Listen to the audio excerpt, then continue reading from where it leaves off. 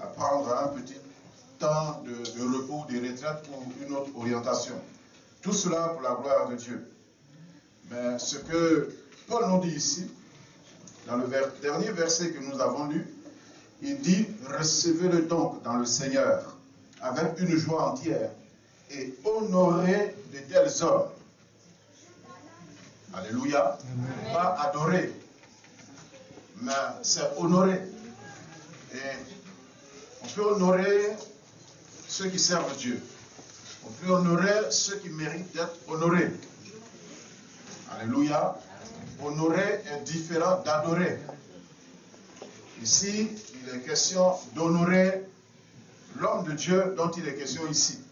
Et il y a plusieurs hommes de Dieu qu'on peut honorer, plusieurs enfants de Dieu qu'on peut honorer pour leur engagement, pour leur service, pour leur parcours, pour leur sérieux, pour leurs produits.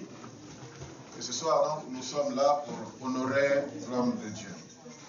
Amen. Amen. L'homme de Dieu qui prend son temps pour servir. Et même, aujourd'hui encore, tout à l'heure, nous sommes arrivés, il nous a accueillis. Il a dit, pasteur, j'arrive, je vais chercher des bien-aimés. En fait, ailleurs, il se serait assis, n'est-ce pas? Avec des pots de fleurs autour de lui, avec chez nous, des kita. Pas une kita, il est assis dessus. Les honneurs, garde-corps par-ci par-là, les gens aiment bien ça aussi. Là, il a préféré rester toujours simple.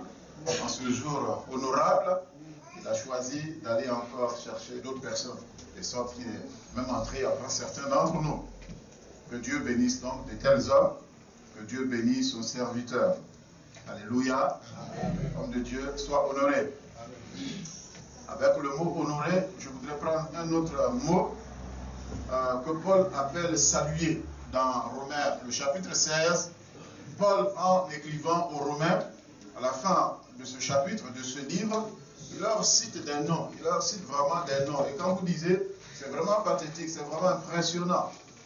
De la manière dont Paul rend hommage à ces personnes.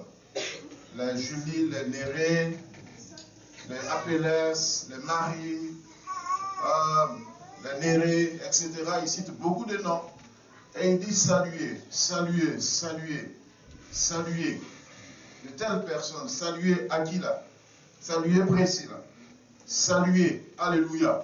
Saluer, c'est simplement saluer, comme on dit, je te salue. Mais cela va plus loin. Ça veut dire reconnaissez, admirer. N'est-ce pas? J'ai entendu un mot quelque part. Tu veux me compléter? Vas-y. On peut toujours se compléter. Hein? Alléluia. Donc, saluer. Dites même merci. Dans le mot saluer, il y a aussi dites merci. Alléluia. Qu'est-ce qu'il dit? Il dit saluer. Saluer ces braves gens. Saluer ces braves femmes qui ont servi le Dieu d'Israël de tout leur cœur, qui eux-mêmes, certains, laissaient leur santé. Alors, ce soir, nous voulons honorer l'homme de Dieu, nous voulons saluer l'homme de Dieu pour ce qu'il a fait. Parce qu'il n'est pas évident de servir Dieu. Il est peut-être facile de servir Dieu, mais il n'est pas facile de servir les hommes. Quelqu'un peut dire Amen. Amen. Alléluia. Amen. Il est plus facile de servir les hommes que de servir Dieu. Parce que Dieu, on le comprend. On l'aime, il nous aime.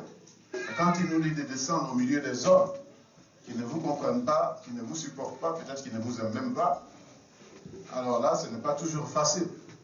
Alors quand on peut faire ses preuves durant des années et toujours rester debout, dans la même foi, dans le même amour, toujours jovial, alléluia, béni, au-delà de toute malédiction qu'on peut recevoir, nous disons chapeau. Que le nom du Seigneur soit béni. Amen. Et que Dieu bénisse son serviteur. Amen. Comme Dieu va s'élever, nous allons acclamer le Seigneur.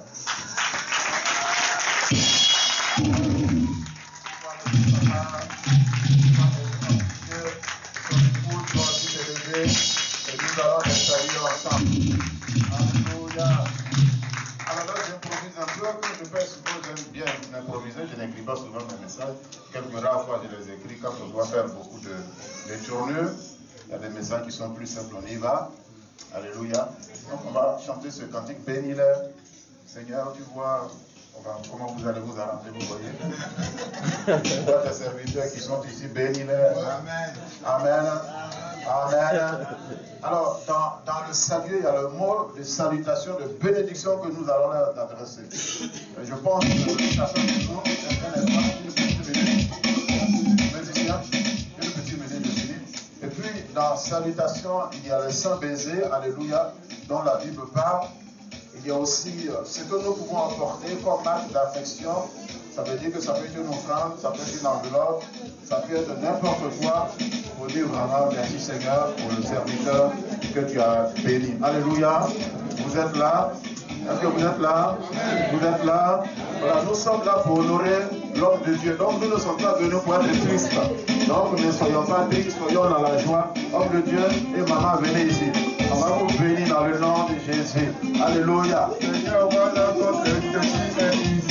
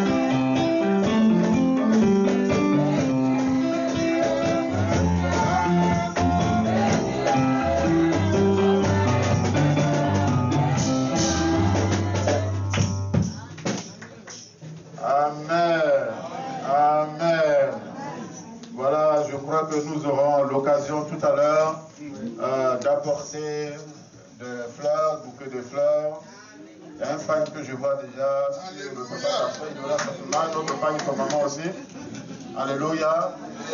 Nous frères, certainement que le nom du Seigneur soit béni. Mais vous asseoir, homme de Dieu, je laisse la direction au pasteur. Est-ce qu'on peut acclamer le Seigneur?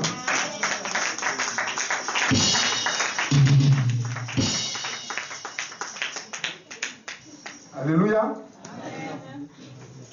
Nous invitons la sœur Darla Boumlangou. C'est ça, non? Elle n'est pas là? Elle n'est pas là encore. Tu as besoin. Bon. Ça fait besoin. Oh, je prends des photos. Loué Yahweh. Loué Yahweh Dieu. Loué Yahweh. Au milieu des cieux. Loué Yahweh. Loué Yahweh. Loué Yahweh. Loué Yahweh. Loué Yahweh. Loué Yahweh. Loué Yahweh. Loué Yahweh. Message aussi.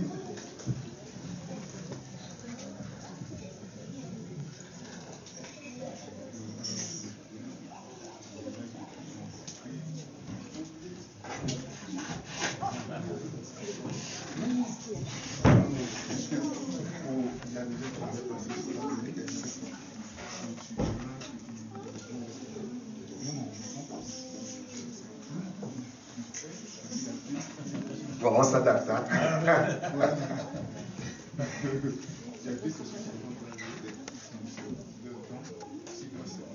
Alors moi je voudrais, dans la continuité de ce que l'apôtre Blawa a partagé, je posais des questions parce que je dois intervenir à la fin. Alors, je me demandais, est-ce que je fais l'intervention de la fin déjà ou pas?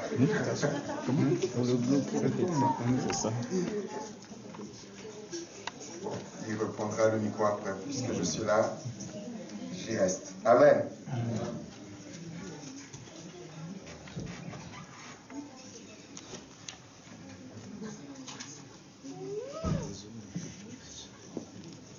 Dans 2 Timothée chapitre 4 verset 7 qui dit ceci, c'est l'apôtre Paul qui parle. Il écrit en disant « J'ai combattu le bon combat, j'ai achevé la course, j'ai gardé la foi. J'ai combattu le bon combat, j'ai achevé la course et j'ai gardé la foi. Amen. Alors, s'il fallait donner un témoignage, le mien, comme je le disais tout à l'heure, c'est dans la continuité de ce qu'a évoqué l'apôtre Blawa, dans le sens où, lorsque on voit notre ancien, notre doyen, comme je l'appelle, c'est déjà un message personnel. Tu as quel âge, mon frère, dans ta grande jeunesse? 75 ans. Et donc, quand je le vois, depuis que je ne le connaissais pas, on a appris à se connaître parce que on est de la même fédération et je suis au courant, comme l'Église est au courant, des différents infarctus qu'il a eu. Et en pleine église aussi, si tu ne le savais pas, en plein dimanche, en plein culte, les pompiers sont arrivés. Donc, le peuple est au courant.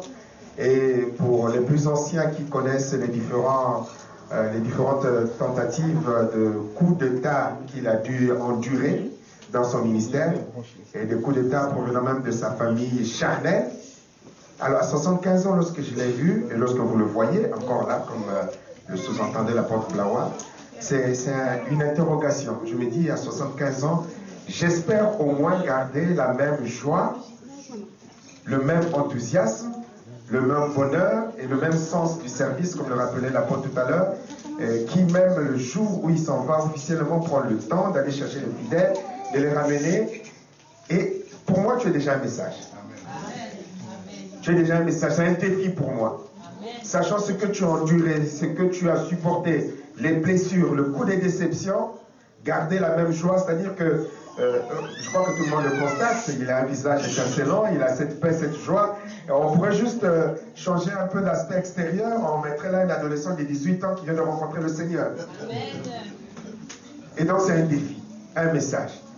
Et donc si j'avais moi un témoignage à partager, c'est ce message que tu renvoies. Nous disons aux uns aux autres qu'en dépit des différentes épreuves que nous pourrons avoir, en dépit des différentes situations compliquées, difficiles que nous pouvons traverser, notre frère est un message. Beaucoup dans sa situation, dans le cadre de ma responsabilité de président de la fédération, nous rencontrons, je crois que mes frères pasteurs qui sont là ont dû rencontrer des pasteurs qui ont subi des différentes tentatives de coups d'État et des situations compliquées et qui sont en pleine dépression. Lorsqu'ils vous parlent de l'Église, ils sont en pleine dépression. Lorsqu'ils vous parlent des chrétiens, ils sont en pleine dépression. Ils n'ont plus la volonté ni l'enthousiasme, même de servir. Certains ont même abandonné le ministère. Mais depuis que je connais mon frère, jamais. Vous l'écoutez parler, il a des projets. D'autres personnes avec ton âge se diraient, mais c'est pas la peine que j'ai des projets. Pour ma femme, il a envie de partir au Congo pour là où d'autres diraient, mais il me reste peut-être que 3-6 mois, pourquoi bouger? Il a encore des projets. Donc sa foi est restée ferme. Et s'il demandait au Seigneur, c'est comme si le Seigneur lui a dit, mais tu vas vivre 170 ans, 200 années encore. Pour moi, tu as un message. Tu as un encouragement. De ceux qui ont réellement rencontré le Seigneur Jésus et qui savent qui ils servent. Contre vents et marées, qui ils servent. Et nous pouvons témoigner que tu sers Jésus-Christ.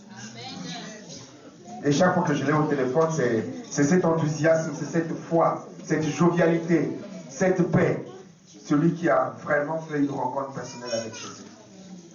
Mon frère, c'est un message d'encouragement que je peux te donner, c'est ce témoignage. Que tu aies un message pour tes frères et sœurs, pour l'Église. Et le jour où nous aurons à rencontrer des situations compliquées et difficiles, je me rappellerai de mon frère. Et je dirai, non, mon frère, il a tenu bon, moi aussi je peux tenir. Que le Seigneur te fortifie encore et plaise au Seigneur qui te garde encore longtemps avec ce même message que physiquement et spirituellement tu envoies à l'égard de nous, tes petits frères, et à l'égard du peuple de Dieu. Amen. Nous acclamons le Seigneur.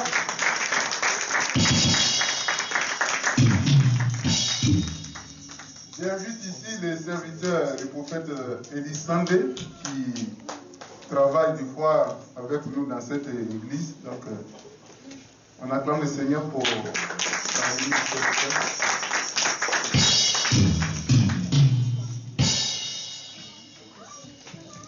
Amen. Soyez tous bénis au nom de Jésus. Je suis béni. Le jour où j'ai rencontré Papa Daniel, Moi, je ne l'appelle pas pasteur, je l'appelle papa. Je l'appelle papa tout le temps. Et il comprend. Je n'ai pas besoin de dire pasteur, il dit papa. Et il est une source de bénédiction. Il fut, il est une source et il sera encore une source de bénédiction. Amen. Quand je l'ai rencontré la première fois, c'était pas dans les murs de l'église, bâtiment, mais c'était à Pont-Sillon. On a parlé vite fait en 2 minutes avec le pasteur Pika. Et ne sachant pas que Dieu allait permettre que notre rencontre ait une suite. Aujourd'hui, la rencontre a une suite. Et par la grâce de Dieu, il me permet d'apporter la parole de Dieu dans l'assemblée où Dieu l'a établi comme paix. C'est une bibliothèque. En Afrique, on dit une bibliothèque.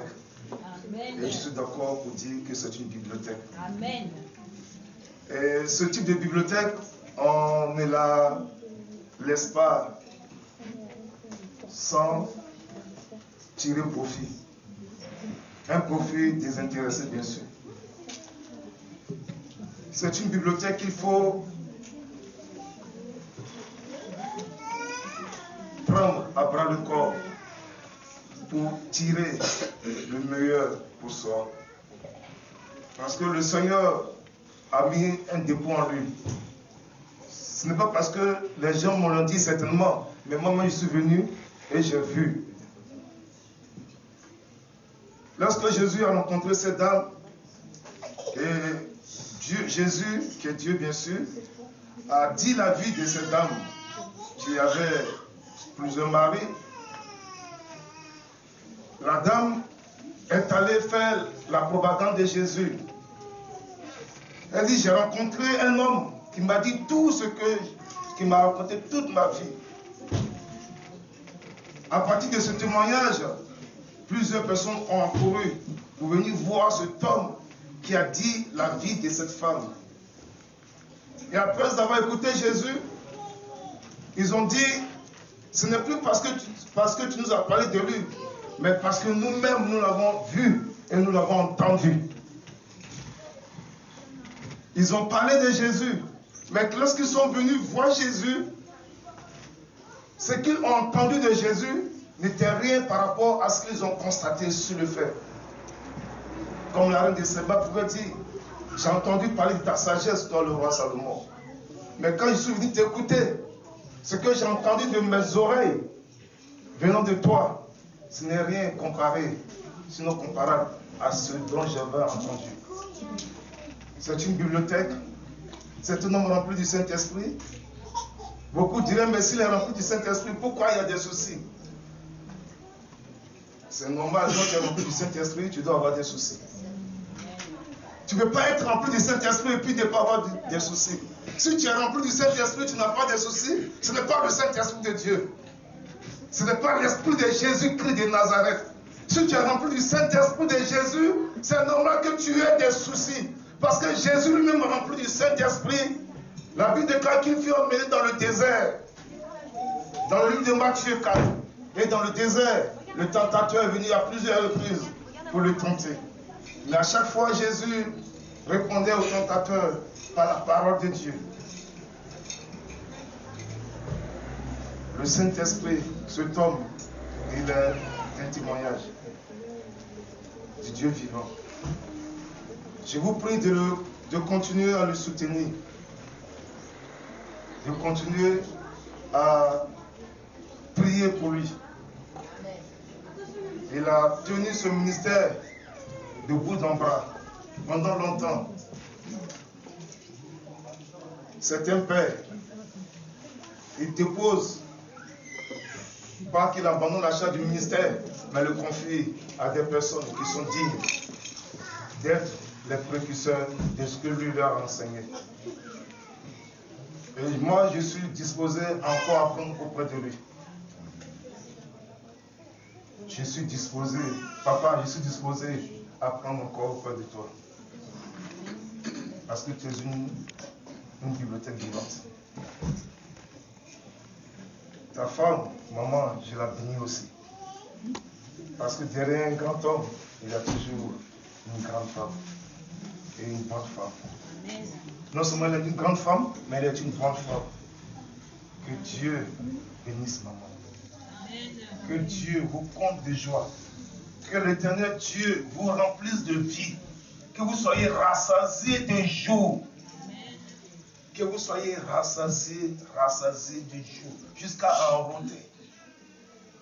Que Dieu vous bénisse. Amen. Que Dieu bénisse ses serviteurs. Qu'il bénisse son assemblée. Soyez bénis au nom de Jésus. Amen. Acclame le Seigneur.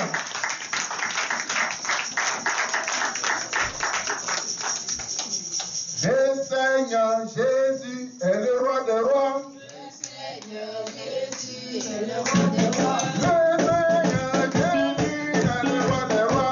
Le Seigneur Jésus est le roi des rois. Le Seigneur Jésus est le roi des rois. Le Seigneur Jésus est le roi des rois. Oh, il est le roi des rois. Le roi des rois.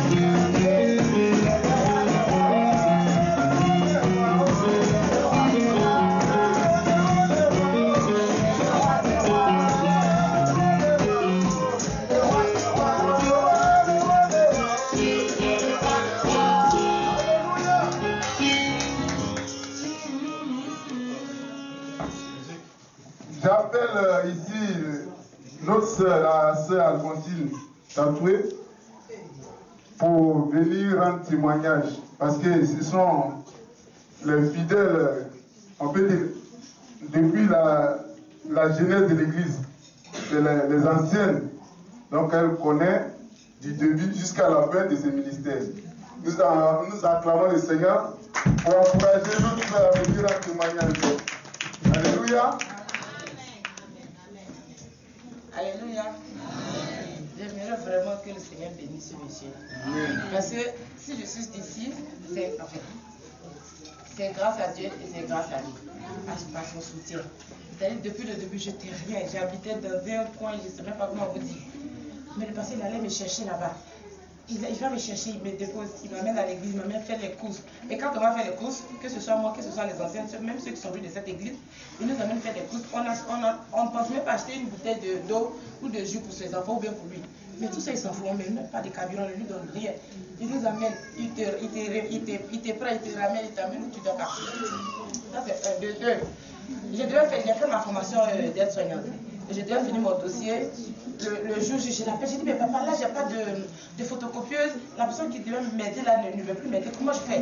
Il dit, ma fille, calme. Dans toutes les situations, sincèrement, il arrive à me calmer. En fait, c'est plus qu'un père, c'est plus qu'un père. Il dit, ma fille, calme-toi.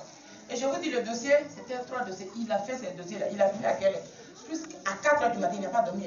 À 4 h du matin, et j'ai été récupérer le dossier chez lui à 5 h. Parce qu'il devait ainsi les lieux de stage à 6 h 30. Donc imaginez, pour son âge déjà, et puis ce qu'il a fait. Ça, déjà, que Dieu le bénisse pour ça. Les deux. Pour mon mariage, mon mari, enfin, j'étais avec un homme qui n'arrivait pas à se décider. Mais quand le pasteur lui a parlé, c'est-à-dire qu'il a de ses manières de te parler, toi, mais ça t'a affaibli en même temps. Tu veux sauter, mais parler de Dieu là-bas en même temps. Il a tellement bien parlé à mon mari, sans hésiter, on s'est marié en moins de 3 mois. Donc j'ai dit, il faudrait que ce soit lui qui bénisse mon mariage avant qu'il ne parte. Effectivement, Dieu merci. Il a fait, Dieu a permis que cela se fasse. Donc je voudrais vraiment. Il y en a tellement que si je ne sais même pas. Il y a trop. Mais on ne va pas dire que c'est de la non, enfin. Il a trop fait. Quand j'ai des histoires, par exemple, avec des petits embrouilles avec mon mari qui arrive dans tous les foyers, quelle que soit l'heure, même si c'est à minuit, j'ai jamais vu ça. Parce que père à l'âme de mon père, même mon père qui vit là, de toute façon, je fatigue ce vieux-là. Si je viens dans mon bras, il aime m'envoyer balader. Et quel que soit l'heure, le temps qu'il pleuve, qu'il vente, qu'il neige, à minuit, à 1h20, il appelle, il est toujours présent. Je devais aller au pays. Avec son âge, il allait me déposer à l'aéroport. À mon retour, il allait me chercher. Par la grâce de Dieu, je faisais le regroupement familial pour que mon fils vienne. Donc à chaque fois, on priait. Il dit, mais papa, toi ton Dieu là, il est où? Ça fait combien d'années? Plus de 3 ans, moi j'ai abandonné ce point, je ne vais même plus à l'église, à faire de Dieu à l'église, y aller ailleurs. Il dit, ma fille, n'abandonne pas. Ma fille, surtout n'abandonne pas. Il ne faut jamais faire ça, surtout que tu as connu Dieu. Si tu vas dans le monde, c'est le pire qu'il ne faut pas faire. Il ne faut pas abandonner, continue de suivre ton Dieu. Donc je continue de prier. Souvent, mais je suis à la maison, je prie. Il dit, ma fille, aujourd'hui tu as prié. Il dit, moi j'ai dit pour me débarrasser. Il dit, oui, papa, et pourtant j'ai rien fait. Je vous dis combien de fois, sincèrement, il fait partie de ma force, franchement. Donc là, ça me fait... Je ne veux pas qu'il parte en fait. Je ne veux pas qu'il parte parce que s'il part, j'ai l'impression que j'ai perdre pied. S'il part, j'ai l'impression qu'il a perdre pied. C'est pas Dieu, c'est vrai, c'est pas lui qui est Dieu, mais je ne sais pas comment je peux vous dire ça. Il est mon